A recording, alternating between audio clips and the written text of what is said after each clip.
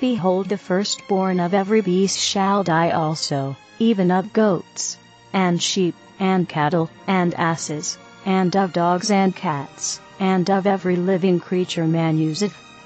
For on that night, behold, 4 millions of Israelites shall make with Jehovah the covenant of death. And on the morning thereafter they will rise up to not lie down again in Egypt. And this shall be the testimony of innocent blood against thyself, and all thy people, for what the Hebrews have suffered. The king answered not Moses, and it came to pass, that Egypt was overspread with frogs and reptiles, in every particular even as Moses had prophesied. Nevertheless, Pharaoh pursued his course.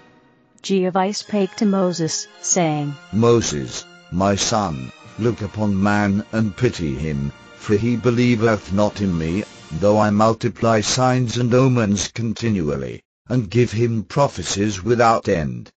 One thing only turneth man's eyes inward, that is, flesh of his flesh, lying dead before him.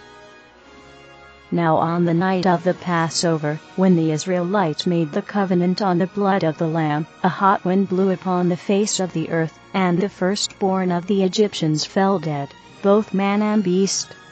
And Pharaoh's son died, and his brother's son, and the firstborn of every courtier, and every noble's firstborn, and all other people, their firstborn, so that in every family there lay one dead. Pharaoh was now stricken, but not unto repentance, for evil was in his heart, and he cursed Moses and the Israelites, and swore an oath to destroy Israel, man, woman, and child, so that never more should there be one on the earth. And such a commandment he sent to his officers, to fall to and begin the slaughter. As for the fathists, not many of them had slept all the night, but were providing for the journey, so that when morning came, and at the time of sunrise, they every one started.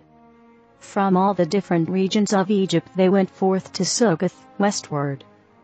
The heads led the way, and every commune was led by a rabbah, and every man's family, by the father of the family, or by the eldest son. And at the start they spake through their leaders, saying, In thy name, O Jehovah, we depart out of the land of our birth, where we were born, and our sons and daughters were born, to return not forever. Neither shall Egypt prosper more, till thou hast subdued the whole earth unto thee. But things had changed wonderfully as to the Egyptians, for when they beheld the Israelites were indeed going, and knew the miracles that had taken place, they relented, and brought them gifts of gold and silver, and also asses and camels, for the Hebrew women, and children to ride upon, and gave them food to eat. But the Israelite women said, Nay, and we take these things we will be under obligations to the Egyptians.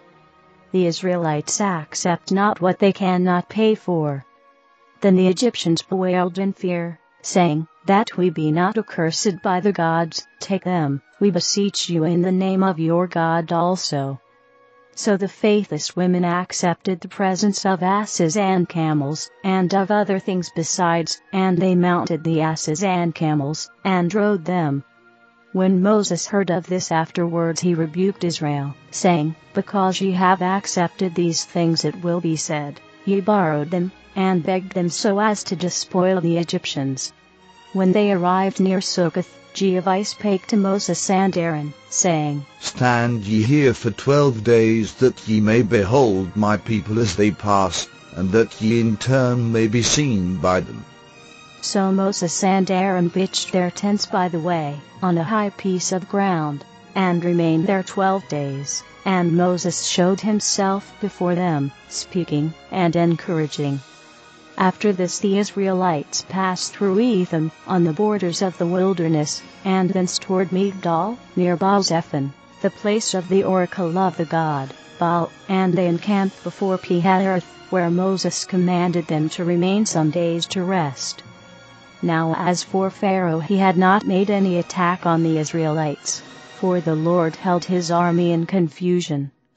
Pharaoh, finding that the Israelites were not injured, decided to take the field himself, and accordingly, having impressed all the chariots of Egypt, went ahead, leading his army in person. The Israelites were wearied and footsore, and discovering that Pharaoh was after them, many of them complained and grumbled, saying, O Moses, why broughtest thou us from home? Better was it for us to have remained in servitude to the Egyptians than to be slain. Moses rebuked them, saying, Profess ye to be faithists, but yet have not faith in Jehovah. Put your trust in him, for he will deliver ye safely, as he hath promised. Jehovah spake to Moses, saying, They shall behold the salvation of my hand. For the Egyptians who pursue them this day shall pursue them not again forever. For when thou fetchest them to the sea, thou shalt lift up thy rod, and I will divide the sea, and my people shall walk across on the land at the bottom of the sea. And Pharaoh's army shall pursue, but be swallowed up in the waters. And it so came to pass. Jehovah brought a strong wind and divided the waters of the sea, and swept them back, and the Israelites went over on land. But Pharaoh's army, who were in pursuit, were caught in the flood of the tide, and drowned. Thus delivered Jehovah the Israelites out of Egypt, and Israel believed in him, and in Moses, his servant. Now from the place Succoth unto the other side of the sea, a pillar of cloud preceded the Israelites by day, and a pillar of fire stood over them by night, and the people looked thereon, and saw, every one, the cloud, and the light. And the name of the place they reached when they crossed over was Shechelmaroth, and they camped there many days. From the time Moses began to put on foot the migration of Israel, until he reached Shechelmaroth, was 4 years 207 days. And the number of Israelites that thus went forth out of Egypt was 3,750,000 men, women, and children. And the number of other people who accompanied them was 400,000, and, because they were of the uncircumcised tribes of ancients, the Hebrews named them Levites, i.e., imperfect flesh. And Moses commanded the Levites to camp aside, and not to mix with the Israelites, and they obeyed him in all things, maintaining that they were the true descendants of Abraham. And Moses made a song unto Jehovah, and Miriam, his sister, sang it, and played on the timbrel, and the women of Israel danced before Jehovah. This, then, is the song of Moses,